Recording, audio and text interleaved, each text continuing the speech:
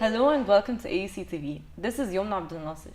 Today we have a special talent with us. She's not only a young designer, but also a college student. We have Esraa Shaheen.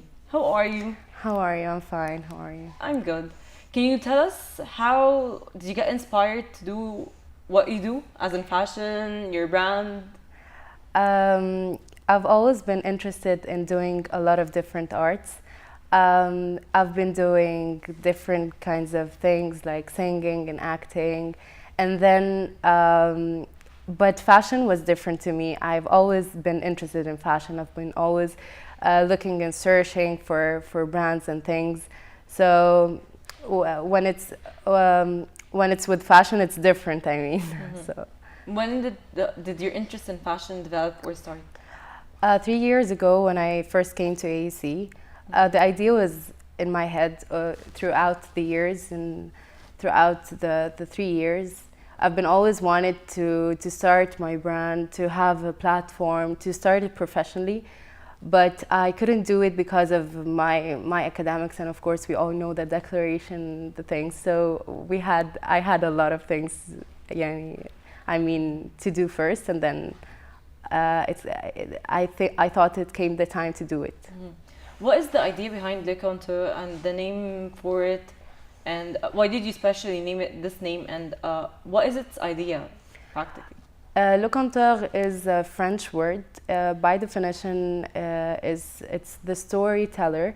So usually a girl, when she likes a dress, she goes to a shop, she fits it in, and if she likes it, she buys it, and then she dresses it. But the thing is, it's different with Le Contour. I mean, when I first thought about doing a collection, I thought about having a message behind it. So, and I wanted it to be special for every girl. So basically, it's not just a dress or a design. It's something she's telling a mini story behind it. Like when she first comes to me, it's like a mini interview. I get to know her better. I get to know her personality, what she likes and what she doesn't, what her favorite colors and her styles, and it's more of an interview, something about her. And I get to have like thoughts, and I get to brainstorm designs and things she would like. And then that resembles a mini story for her. Like it's not just a design; it's something she says. It's something she represents. Can you give an example of how fashion could tell a story? I mean, you've already done with the girls or the customers that come to you or to your atelier. But how would fashion tell a story? Can you give another example? Of course, I mean. Okay, when I first, my last collection was the bridesmaids. So I thought about every girl would wear a dress. She would walk in a special way, in just something like, I got to name the dresses. I had the polite dress. I had the princess dress. I had a different names for each dress. And then before the show, I got to tell. I was like backstage. In person, I came to them, and then I was like, "You are so and so and so. This is your personality. You got to act so and so and so." So basically, like because this is a collection, of course, those are models, so they're acting it out. But in real life, I get to really know the person and know her personality, what she usually would do in different situations or different things. So yeah, and then I get to finalize sketches and do the actual design. Esraa, when was your first collection that you've actually completed? Well, surprisingly, it was at the Cairo Fashion Festival. But however, I've been doing a lot of separate designs on my own. Like I was trying to help my friends out. Sometimes they like my dresses, my things. They let me do the sketches. They let me do the design sometimes. So I started with pieces at first, and then I wanted to make it all professional, all at once and all professional. So what was the first dress you've ever designed? That's embarrassing because it turned out to be like something like a chandelier or something. I wasn't really happy with it, but of course you got to try and try till you have something you can be proud of and you can represent. And When did you do it? I did it 2 years ago. I was playing with fabric, and when I first bought my mannequin, and then I started to attach the pins on the fabric and on the mannequin. So do you execute your dresses by your own self? Some and some, yeah. At first, because I wanted to do everything on my own, but then because things got really really intense, and I had deadlines, and I had a whole collection to submit and do on time. And I wanted things to be perfectly tailored and everything.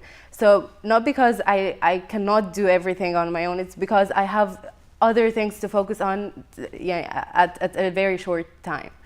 But I'm still in the process of learning, of course. Okay.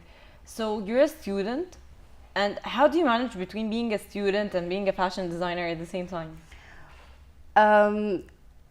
It's not really easy. I always work on myself. I always have my planet. It's the planner.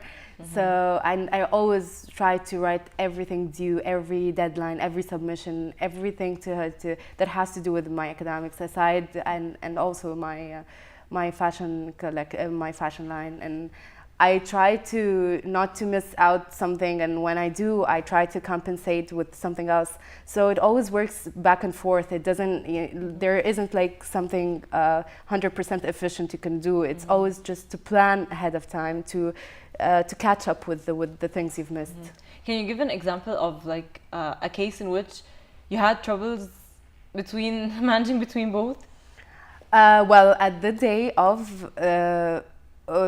my showcase at Cairo Fashion Festival, the next day I had a midterm, urban midterm. If architecture students are watching, they know how very complicated that is. And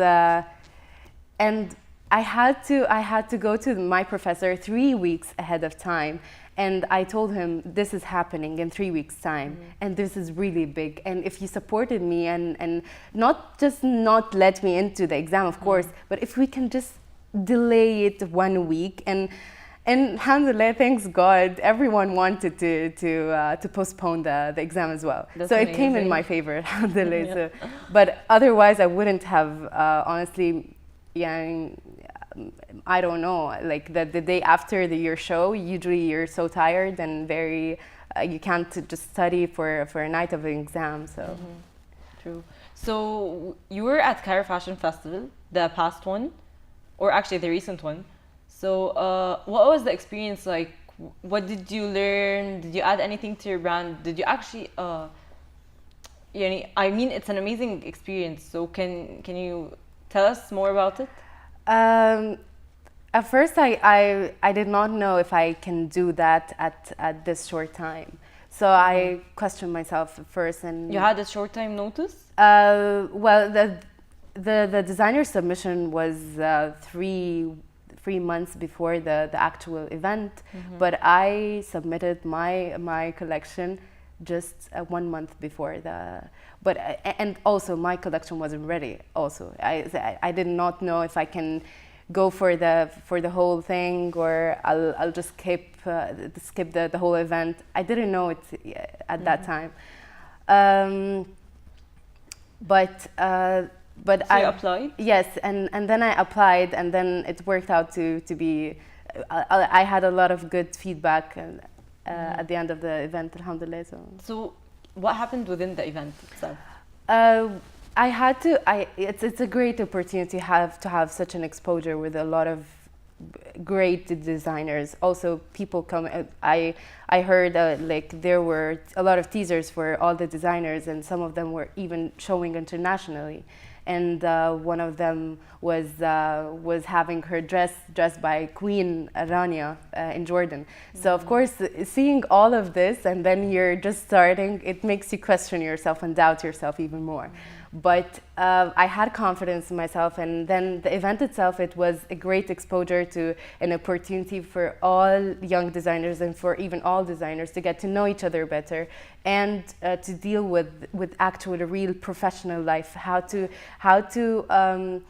to walk in confidently, how to represent yourself, how to manage your work backstage and on stage, and how to work with a lot of the different things and be a multitasker all at once, and just not panic at all, and be nice with everyone, and just control your stress.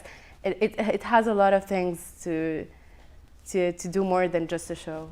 Mm-hmm. So now we have a video of Esraa's designs that you guys can watch.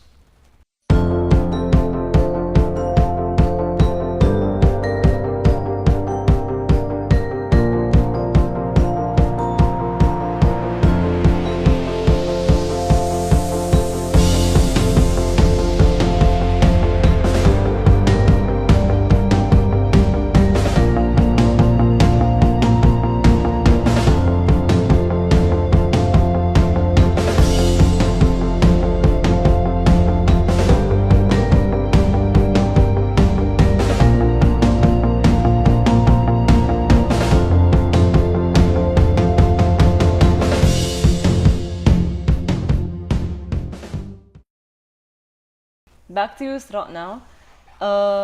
I'd like to ask you if the culture of Egypt affects your designs in any way. Yes, actually. European clients usually would go for simple and low-key dress designs, if you know what I mean. Like, but for Dubai and Eastern countries, they would go more for extravagant designs and more glittery, more of accessorized, more of. It's not something bad, and it's not here something good. It's just they're different because they have the cultures are different. And usually you go for evening weddings and morning weddings. You go for simple, light colors.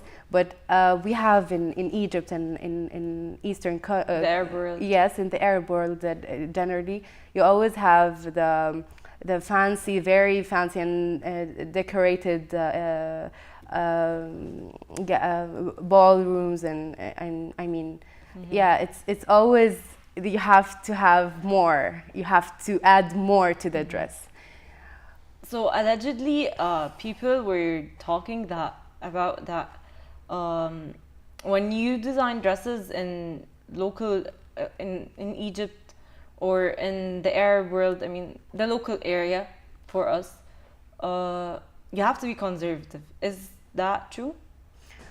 It depends on the on your audience, on the people you want to target. Some would go, like my collection had all of them. Some were showy, showing some skin, and some were just an average show of skin, if you'd call it that. So it's diverse. It doesn't have a certain yeah. And maybe it's not about the culture at all. It's about the person herself. She wouldn't be comfortable showing a lot of skin. So it's I don't see it part of the culture. I see it part of the person, the girl herself. So what is it like working in Egypt? I mean, do you get support? I mean, of course, designers have certain work to do with the government and so on. So did you run into that? Did you have problems? Well, not yet, because it's just the circle of I'm surrounded by my friends and family and my fashion friends and designers as well. So we're all supporting each other. Like it's a virtual platform. It's not yet something on, but I'm still making it grow. And the government, I don't know, maybe haven't heard of it yet, so not yet. There isn't a conflict yet. Yeah, I hope there wouldn't be ever. Okay, so when it comes to other more experienced designers, what is it like interacting with them if an interaction ever happens? I mean, are they supportive? Are they not? Did you ever clash with another designer? Yeah, actually, I've been with the day before the event, the actual The showcase. Care Festival, Yes, fashion festival. yes. We had we had a meeting, and then it was a press conference where we had each of us had an interview, and then we got to chat and meet each other and know more about each other. They were really supportive. Everyone was really nice, and you know, when you get exposed to a lot of people in this field, in your field, in a certain field, you always want to support each other, to know more about each other, and you learn, and she learns, of course, the other person. The other side, the other. So you did not clash. You did not have any problems. No. So the cliche is fake. Usually people claim there's this cliche that designers buy, that they're not supportive, but definitely you prove that it's not true. No, it's not, because you're working on your project. You're not focused on anybody else's. So why would you not be supportive? Because it's not like a battle. Everyone is trying to get a bigger piece. It's you've got your part. You got to really show yourself at your part. That's what matters. That would make you even better. So you don't. It makes you less if you're not supportive. You know. Yes. So, thank you for watching us. This is AUCTV. It's Yomna Abdelnasser. Thank you.